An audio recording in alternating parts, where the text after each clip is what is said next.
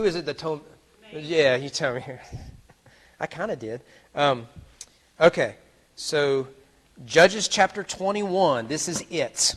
We're running a little late, so we'll do a little bit of skipping.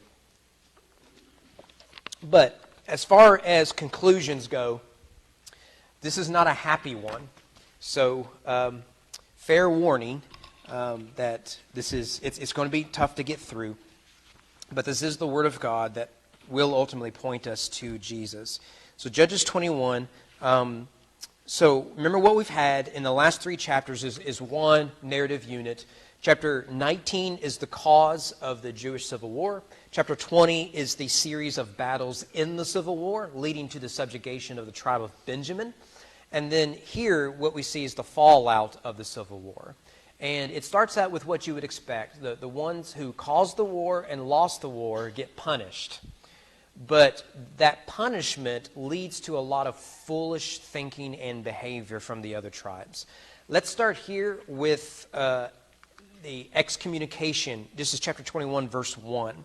Now the men of Israel had sworn at Mizpah, no one of us shall give his daughter in marriage to Benjamin. So you have the 11 tribes agreeing, we will not give our daughters to marry the Benjaminites. So what you have here is there are only 600 men left from the tribe of Benjamin. There's no women left. Remember, they've burned all the cities. That's with women and children in them. And the only survivors of Benjamin are 600 soldiers. And so they are basically saying, if we do not intermarry with them, they will cease to exist. And so this is a rather extreme judgment. Now we need to note here, this idea of refusing to intermarry is not a new concept. Remember that God was explicit that when you go into the land, do not intermarry with the Canaanites. So I should be up there. Yeah, there it is. When the Lord your God brings you to the land that you are entering to take possession of it, and clears away many nations before you, you shall not intermarry with them, giving your daughters to the sons or taking their daughters to your sons, for they would turn away your sons from following me to serve other gods. So that's the warning. Do not intermarry the Canaanites. You got to cleanse the land of their idolatry. Do not intermarry them. The minute you do, you're going to reintroduce idolatry in the land. And this is the way it always works. There is no evangelism through fornication, right? How many teenage Christians in modern America have tried that? I know he's not a Christian, but he's cute, and maybe I can get him saved. I know she's not a Christian, but she likes me, and maybe I can get her to go to church. How many times does it end up biting you in the hand, right? It's so many times that happens. And you're seeing that pattern early on. And so the command is you're going to cleanse the land, get rid of idolatry, and you're only going to marry other Israelites in order to preserve the faith. Well, despite the clear prohibition against this, what did the Israelites go do? They go in and they say, there's giants in the land, that's a problem, but they sure are pretty. And they start to intermarry. And there are a number of classic examples of this. In Judges, the most famous example is, of course, Samson. Samson saw a pretty Philistine girl. And you remember, he goes to his parents and say, I want to marry her. And they say, yeah, but there's plenty of other pretty Israelite girls right here. Marry them. No, I want to marry her. So they give in. And he starts to marry her, and weird things happen. And so he doesn't end up marrying her. She ends up marrying Samson's best friend. I mean, this is, an episode of some reality TV show. And remember, he gets mad, slaughters a bunch of people, and he ends up being with Deborah, who just leads him farther down the path. So Samson is a classic example of this. But perhaps the best example of this mistake is, of course, the third king of Israel, Solomon, where King Solomon loved many foreign women. Solomon clung to these in love. For when Solomon was old, his wives turned his heart after other gods, and his heart was not wholly true to the Lord his God, as was the heart of David his father. It's the same pattern yet again. So so this is, they've decided we're finally going to listen to the Lord, except we're not going to apply the prohibition against the Canaanites. We're going to apply it against the tribe of Benjamin. So it's like they've got the prohibition, they're not applying it right. They can intermarry with the Benjaminites. They're not supposed to intermarry with the Canaanites. And yet, what they've done is they said, well, we can still intermarry with the Canaanites. We're going to punish the Benjaminites. So it's an inversion of God's command. And this leads to sorrow. Verse 2. And the people came to Bethel and sat there till evening before God, and they lifted up their voices and wept bitterly. And they said, O Lord, the God of Israel, why has this happened in Israel, that today there should be one tribe lacking in Israel? So, in chapter 20, the Israelites wept because they were failing militarily. They couldn't figure out what they were doing wrong, why the Benjamites were beating them. Now they are mourning because one of their own tribes will cease to exist. So this reads as a funeral dirge. And so they're crying out as you would in a funeral. They're weeping. They are lamenting. Now, it's interesting that they are lamenting not the loss of an individual, but the loss of an entire tribe. This is a corporate loss here. Now, I read this, and verse 3 frustrates me, because there's a clear answer to it. God, why did you let this happen? And I couldn't help but wonder, do they really want an honest answer from God? Because you know the answer to the question, don't you? I can give you a few reasons, ladies and gentlemen. It's an obvious one. Every single one of your tribes has forsaken the Lord. You've become more like Canaan than you have become more like Israel. You've gone away from the God of Israel to accept the gods of Canaan. Sometimes that meant direct worship of foreign gods. But often it shows up by their behavior is not becoming of the people of God. They've been influenced culturally and morally by the Canaanites. So they still say they worship Yahweh, but their actions reveal they've been influenced by the cultural gods. And so the whole book has been that story. And we've shown how the judges, the individual judges, they get progressively worse. It's the slow decay of Jewish culture, and to the point that you don't recognize, you can't separate them from the Canaanites. They look exactly the same, almost like twins. And so I get frustrated because they're mad at God, but it's their fault. God, why did you let me wreck that car? I was only going 20 miles over the speed limit. I can give you one reason why you wrecked the car. Now, could God have allowed your car to fly over the stopped traffic up the road? Yes, he could have. Had you not been violating the laws of physics, maybe you wouldn't have been in the car crash. So, too, if you're wondering why you've come to the point of having to wipe out an entire tribe for the immense wickedness that we read about, the answer is found in the mirror. You have become like the Canaanites. In fact, the story tells us they've become like the Sodomites. It's even worse. So that question they asked is quite frustrating. This leads to the process of restoration. Now, if you're familiar, particularly with the Old Testament, you'll get this pattern. You'll get the pattern of judgment. You know, the prophets will come and they'll say, look, God's just going to wipe you out. This isn't good. You deserve the worst. And then the prophets will usually direct the reader's attention to hope and restoration, even if it's not in the day of that generation. So the day of the Lord will come, or the Son of David, the branch, the Messiah will come. And you get this prophetic imagery that not all hope is lost. God will restore his people. And so initially we think, okay, so we see that what you're going to get is the annihilation of Benjaminites. And then you discover, no, Benjamin's going to be restored. The problem is that we are reading the book of Judges, not Isaiah. And the way they restore Benjamin shows that though Benjamin committed a heinous crime of wickedness, the rest of the tribes are about to do something just as wicked. I mean, there's just nothing good here. And through that wickedness, Benjamin is able to survive. So we'll have to do some skipping here. It's a very bizarre passage. Start here in verse 5. Verse 4, rather.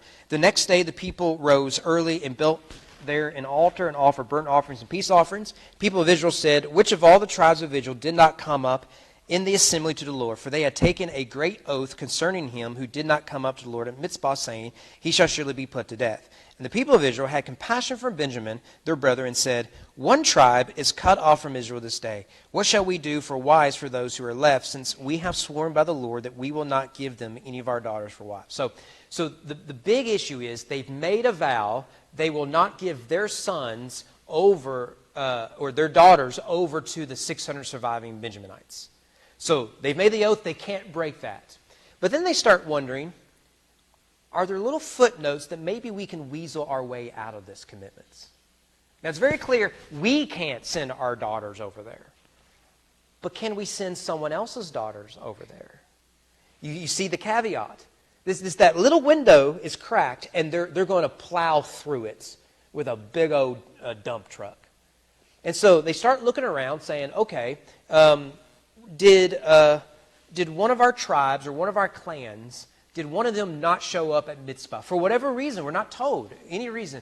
And they discover, lo and behold, there is a tribe that didn't show up. So you'll see there in verse 6, they describe one tribe is cut off from Israel this day. The word cut off there is the root word for the name Gideon. Gideon means hacker.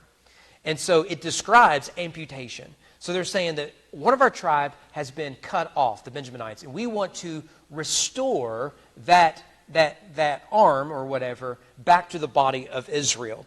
And so they start looking for people who can fit this. And lo and behold, they find a clan. Verse 8, they said, what one is there of the tribes of Israel that did not come to the Lord of Mizpah?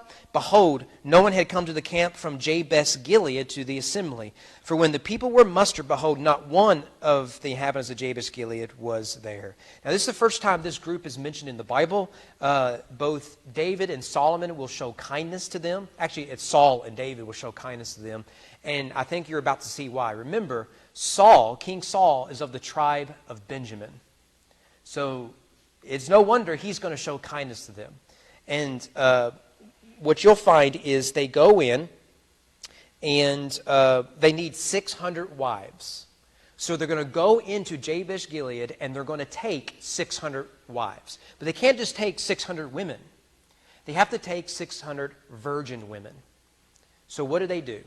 Well, to shorten the story, they go in and they slaughter everybody married. Slaughter all of them, leaving behind 400 maidens from Jabesh Gilead. Now they need 600, but they only found 400. You can see this is not a good story, and it's not going to get any better. So 2 out of every 3 now. So you can go down verse 21. I'll make sure I haven't. Oh, I'm sorry. Don't go down to verse 21 yet. Yeah, okay. So that takes you down to verse 14. So, again, they condemn the Benjamin for committing heinous crimes, and they go and commit something that is just awful. These are innocent people who are just being slaughtered. And now you have what is kidnapping of virgin women to be given to the Benjaminites. So that's a crime on top of a crime. It's a wickedness on top of wickedness. Well, now you yeah, Mark. That's not a good way to start a marriage. No. They came and killed mom and dad. Mm-hmm. Okay. Yeah, our kids know the story how my wife and I met. At some point, you got to think they had to tell that story. How did Mom, Dad, how'd you all meet? Well, it's a awful story, son. It's my parents were killed right before my eyes. Yeah. So the kids will never meet grandparents, they'll never meet any of them. And they'll never go home. They're going to go to the tribe of Benjamin. Now, this behavior is common in the ancient world. It's common now, okay, this sort of stuff. Now, arranged marriages are historical. Like dating and getting married, fall in love, that's unique in human history. But here you have war, violence, kidnapping, and it's just awful. This is an awful scene, but we're not done with it yet. Because you still have 200 people who don't have wives. So what are we going to do for them? And that picks up verse 15. This is their final solution. Verse 15, and the people had compassion on Benjamin, but not compassion on the inhabitants of Jabesh Gilead. You see how empty these words are. Because the Lord had made a breach in the tribes of Israel. Notice, it's God's fault. I mean, it's a struggle to get through this. Verse 16, then the elders of the congregation said, remember, there's no king in Israel, so only the elders are coming together. What shall we do for wives of those who are left, since the women are destroyed out of Benjamin? And they said, there must be an inheritance for the survivors of Benjamin, that a tribe not be blotted out from Israel. Yet we cannot give them wives from our daughters. Now, which one would be worse in the eyes of God? Going back on a foolish oath, or slaughtering an entire village? Yeah, they didn't show up when Oh, I tell you, it's just shameful. They skipped church one Sunday and we slaughtered the whole family. You can see that they play the role of being a faithful Hebrew people. But this is what you expect from the Canaanites. This is how they behave. They go and they just slaughter people and take what they want. They're Vikings. And what they want are virgin women to give to their cousins. And they do it in the name of spirituality, which is just ugly. So verse 19, so they said, behold, there is the yearly feast of the Lord at Shiloh, which is north of Bethel, on the east of the highway that goes up from Bethel to Shechem and south of Lebanon. So, by the way, there's a lot of really good archaeology happening out of Shechem right now. If you're interested in that, we may have found one of the earliest references to Yahweh, and it fits. It's a curse tablet, which fits what we find in Deuteronomy and Joshua, and it's very significant, very, very significant. But it's being debated right now, so we'll move on. So you can see what's going on. Okay, so we need 200 wives. Well, what we need is, where do young people? Where do they gather? Let's go where all the young people are. So they discover the county fair is coming up, and there's going to be virgin women there. Now we already know what they've done before. So we are anticipating they're going to go and kidnap more innocent virgin women. In order to kidnap them, they've got to slaughter a lot of people. And so they're going to take one of what we assume is one of the 3 yearly festivals and use that as a pretense to take what they want. Why? They don't want to break an oath. We can't give our daughters over to the Benjaminites. We made an oath. But we didn't say that we couldn't kill a bunch of people and take innocent women to do it. We never said that. And so we get verse 20. They commanded the people of Benjamin, saying, go and lie in ambush in the vineyards. Now, it's interesting. This is the strategy the Israelites used against the Benjaminites. You remember that they kept sending in groups to the city, and the Benjaminites kept winning the battle because of their walls. And so you remember they did was they said, okay, we're going to send another army out, but then we're going to have them turn around and flee. And the Benjaminites are going to get full of themselves, and they're going to chase that army. And we're going to be lying in ambush, and we're going to fight them. But while we're fighting them out in the field, where we have the advantage, we've got another group that's going to go around into the city and burn it to the ground. So that the Benjaminites look back, realize they can't retreat, they have to fight, or they flee, and as a result, only 600 of them are left. So now they've encouraged the Benjaminites to use against these innocent people what the Israelites did to them. So lie in wait. You're going to ambush in the vineyards. And watch, it says there, verse 21, if the daughters of Shiloh come out to dance in the dances, then come out of the vineyards and snatch each man his wife and the daughters of Shiloh and go to the land of Benjamin. So that word, snatch, is used only 3 times in the Bible, and and so once here, and twice in Psalm 10:9. I don't know if I have it up here.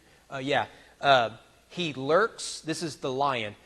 He lurks in ambush like a lion in a thicket. He lurks, he may seize the poor, snatch the poor. He snatches the poor when he draws him into his net. So notice the psalmist uses this word to describe a lion after its prey. So they've become predators. That's what they are. So they were predators for the Benjaminites. Now they've encouraged the Benjaminites to become predators again. But that's why there was war to begin with. The Benjaminites were predators. They surrounded the house and they murdered the concubine. They're predators. And now, instead of saying enough is enough, this is way too far, this has got to come to an end, now they're encouraging the same behavior. And why wouldn't they? Because that's what they've been doing. This is all of Israel is guilty of this here. And so we get verse 22, and when their fathers or their brothers come to complain to us, we will say to them, grant them graciously to us, because we did not take for each man of them his wife in battle, neither did you give them to them, else you would now be guilty. You see, so when dad comes and says, I'm sorry, my daughter wasn't to be kidnapped by these people, what are you going to do about it? They'll say, we didn't do it. I don't know. I don't know. So again, you cover the behavior. You justify it with lies and deceit. And you're lying in the vineyards like the serpent in the Garden of Eden, just waiting to snatch your prey. It's horrendous. So verse 23. Oh, by the way, lest you be guilty. So now you're blaming the victims. I mean, this is a classic thing that the wicked do, particularly at the national level. And the people of Benjamin did so, took their wives according to their number from the dancers whom they carried off. Then they went and returned to their inheritance and rebuilt the towns and lived in them. And the people of Israel departed from there at that time, every man to his tribe and family, and they went out from there, every man to his inheritance. So, it's an awful scene. Verse 23 to 24, note the verbs. They seize, they carry, they return, they rebuild, they live. All of this violates Moses' commands. When one won a holy war, you were to cleanse the land. So if they were to be consistent with that, the Benjaminites need to go.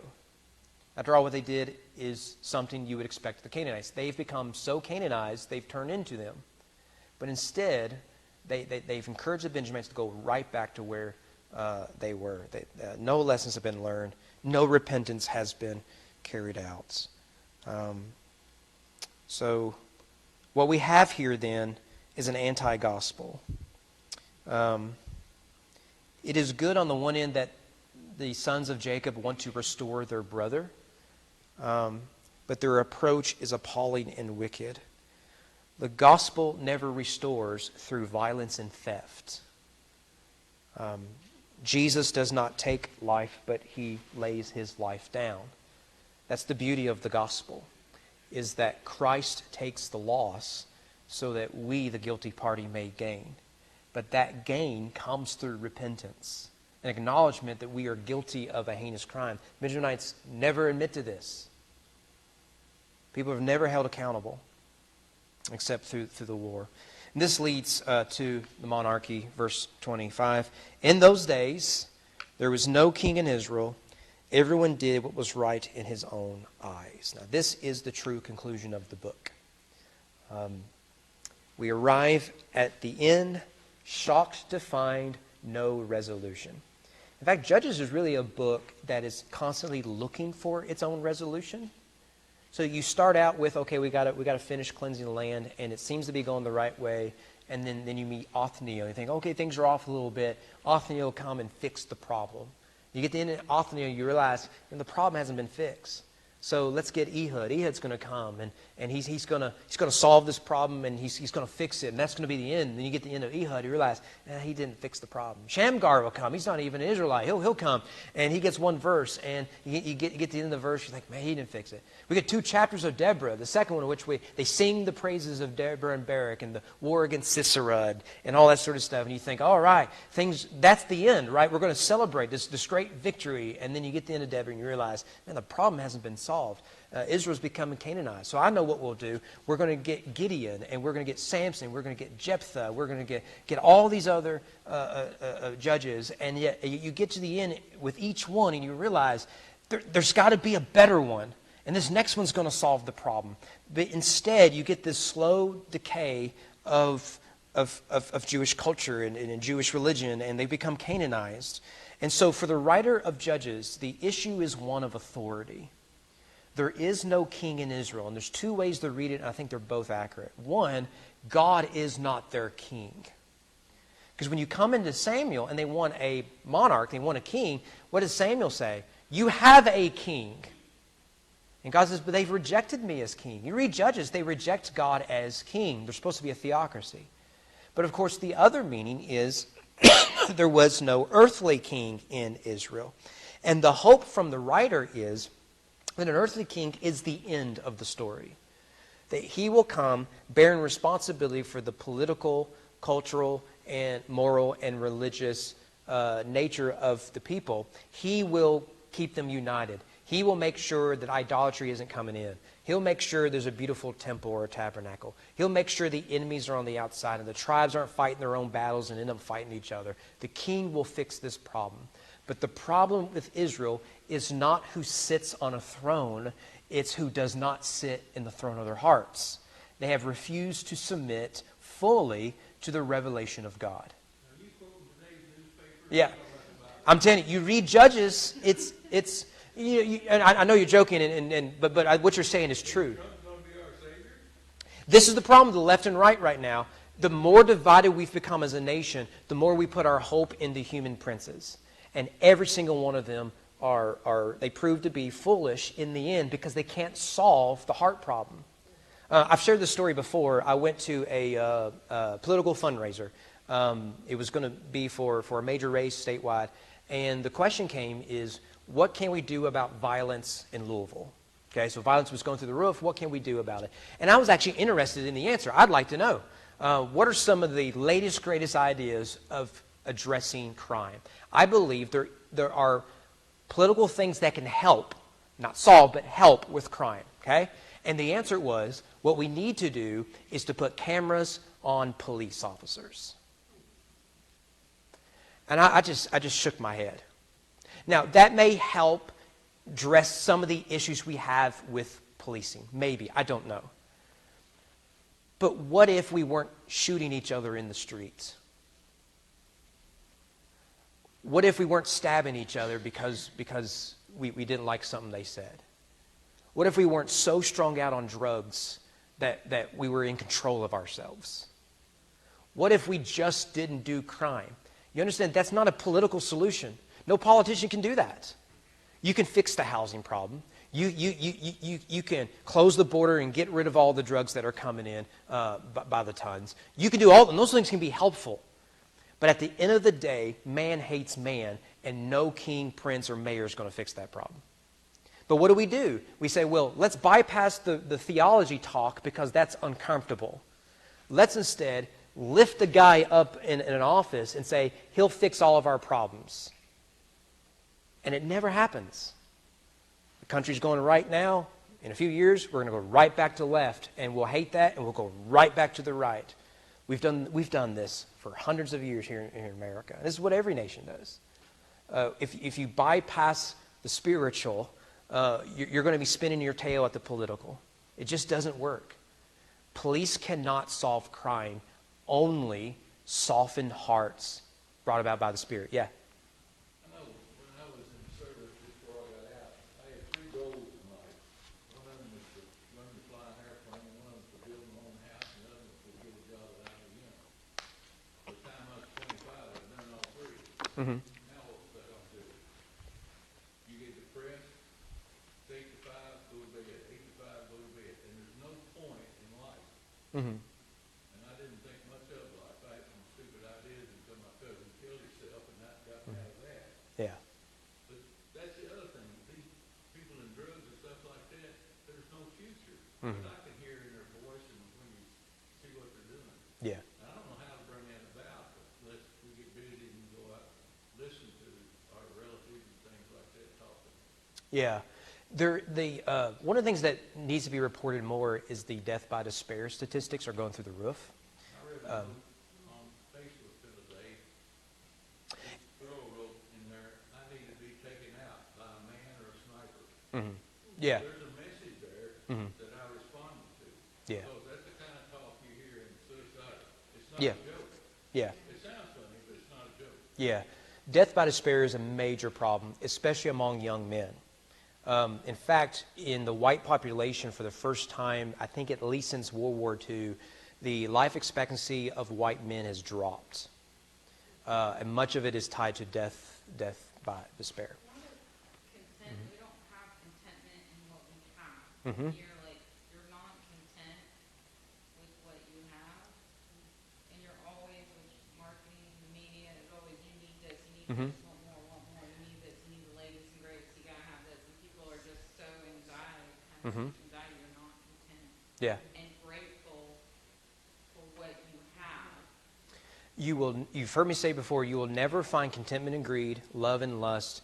You'll never find peace in covetousness. Never find it. And yet, that's what we're fed. This is what, throughout history, that's the lie. That you're a relationship away, you're a marriage away, you're a job away, you're an income away, you're a house away, you're always just, you're that close to the Garden of Eden, recreating it yourself, but you can't find it. Nothing wrong with wanting maybe a bigger house, more stuff for a better job, excel and succeed. Mm-hmm. If you can't already be happy and content with what you have, Yeah. if you don't get that, Yeah. you're going to be miserable.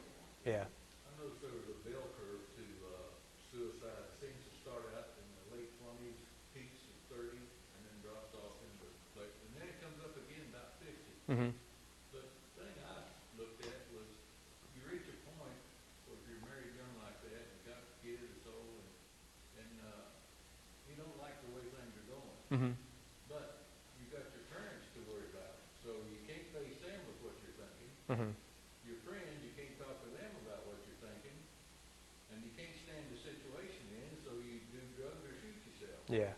And we don't listen because they tell on themselves if you listen to them. Mm-hmm. There is particularly with men, there is a crisis that hits at the end of your 20s, early 30s. And I think I've gone through this. It hits you, you're not young anymore. And you feel like you've wasted your youth. And you're starting to question all your decisions, but now it's too late. And so all those doubts that have been suppressed by youth and foolishness now come to form. And then you add to that, I've got a wife and kids I got to take care of, and this is not what I wanted to do with my life. Yeah. Yeah. And so I saw myself over here, and now I'm stuck over here, and I don't know what to do. And then one of the things you have to remind young men is that you don't hit your peak till about 45 to 50. But once you hit 50, as you were saying, it's a different crisis. That's when the kids are gone and all that stuff is. Yeah. Now I'm living with a woman I don't really like all that much. Yeah, and she don't like him. Yeah. It's nice when you were at work 8-9 hours a day. Yeah. Here all day. Yeah. And those aren't issues that can be resolved with consumption. They have to be resolved with gospel traits of love, gratitude, and community. So I would say like a young man hitting around 30 and he's thinking, well, I was hoping to be in this row now, but I'm still over here. I would say that if you can find contentment in this and be thankful that where God has you and what he's given you, wife, kids, whatever, then what you'll find is each day you can get through it and you can see the Lord use you in the little things. But you haven't hit your peak yet as a man. You haven't hit your peak yet. Yeah, that's not till 45 or 50. You just keep working and you're going to see the Lord's faithfulness there. Let me finish out here with Judges because this longing we're talking about is the point of Judges. Because you're right, Don, that, there's cars passing us right now and it's the same story. There is a longing with every person that we meet every single person because we're east of Eden. And so you get to Judges and you're thinking, well, what is the solution? And the writer seems to suggest it's going to be a king. And we know what happens to the king. You get Saul and David and Solomon and then the split, Rehoboam, Jehoram, and everyone else. And you keep reading it, and there's still this longing. There has to be something better. But we read this through the lens of Calvary. And we know that the writer is right. There is no king of Israel, and everyone did was right in their own eyes. And so they are right in longing for a king, but the king they were looking for was the wrong one. The king to be looking for is from the tribe of Judah, but he's the one who he leads by the means of sacrifice. He conquers the desires of the heart, and he satisfies our thirst, which we're going to look at Friday at Faith, because I have the I thirst saying. Christ quenches our thirst by taking it upon himself. And so, not to ruin the message, but Christ drinks from the cup of God's wrath so that we can drink from the well of living water. And so you get to the end, and it's a terrible ending, but it's the ending we need to keep turning the page until we come to Calvary. And there we see Jesus, and we realize that there is now a king in Israel. And he's brought with him a kingdom. And in that kingdom, there's no need of any of this stuff. Yeah, Don? There's another holdup in this thing, too, that I want to. I've heard what salvation would do and how it would do all these things for you, and get you out of the trouble you're in. And I reached the point I thought, okay, let's say I dive in full force. What if it's not true? You die in full force? No. I'm saying I dived into it. I took the step. Oh, okay. Now, this is theoretical. I'm thinking of it. So I take the step. What if this is not what I thought it was going to be? So you got things putting it off. You keep looking and looking and looking to find out, is this really true? Mm-hmm. And finally you give up and get to Christ. Yeah. The other Don? Yeah. And when he did show up as king, that wasn't the king they were looking for. Yeah, same idea. Yeah. You jump out of the airplane and shoot where it doesn't open. Yeah. Yeah, the rejection of Jesus is we want the Messiah, we just want him to look like us. We want him to behave the certain way that we expect him to behave. And here comes Christ willing to bear a cross. We wanted him to sit on a throne. But his suffering is his glorification. That now that Christ is risen, every knee will bow and every tongue will confess Christ is Lord. That is what sets Christianity apart from everything, because it inverts everything. Glory is in power, but Christianity came and said that glory is through suffering. It radically changes everything. And so all this stuff you have is fighting for power, control, lust, everything else. Along comes Christ and says you can die to all of that and you can find actually what you're looking for. Stop looking for it because you already have it in Christ. And this is why history is divided. You have before Jesus and you have after Jesus. And what we're doing right now is we're trying to skip 2,000 years of Christianity and go back to the way of pagans. So, anyways, anything else? I know we're late. Hey, I wasn't here last week, so this is what you get. By the way, thank you all. I'm sorry I missed all last week. A lot of that, I didn't want you all to have what I had, and it got worse by Saturday. I'm glad Tyler was able to be here. Tyler's excellent, and he's getting better. He's a young minister when he planted the church, and he's getting good experience. Pray for Reconcile that we still partner with. Now that summer is showing up, he and I are going to try to get together more. He's a teacher and athletic director at the middle school, so he's busy during the day. But so I'm so glad you got to see Tyler again. That's really good to stay in contact with him. Jordan preached Sunday morning. Jordan's preaching tomorrow evening, Miss Mary, and he's preaching at 9 o'clock Sunday morning. So he's had a lot of making up to do. He does not need a microphone. No. Yeah, he's excellent. He's excellent. So you all know my rule about guest speakers are supposed to be awful, so you know you could always have it worse. Jordan breaks that every time. And Lane, I'm really grateful for him. I could have been here Sunday night, but I just didn't want anyone to get sick, and the doc said I couldn't be back to Monday. Your friend Wayne, what was his name? John Wyatt. John Wyatt. Mm-hmm. We need to bring him back. Well, he is possibly going to be called as associate minister at Faith. But if you want to hear him preach, he's one of the 7 speakers tomorrow at Faith, or Friday at Faith Baptist Church. I have to limit what I say to 8 to 10 minutes. So if you want to see something impossible happen, come Friday at Faith Baptist Church, starting at 6, and it's on the west side. Route 60 toward the old Bridgeport Street. Yeah. Josh Rayburn is the pastor out there. He's the son of David Rayburn. Josh is excellent. He's got a better beard than I do. And he works out, clearly. But he's excellent. Josh has helped me a lot at the Capitol. Post that. Did you post that so we can have the details? Yeah, it'll be on Facebook Friday. And I think it was in Bulletin. I don't know. I think Sunday morning's Bulletin, there was an image that had like 5, the things we're doing this week. The one Friday is on there. But John White would be one of those speaking. Yeah. Yeah. Well, I will try to steal him a little bit. Don't want something. Look. Bring him back if you want him. No.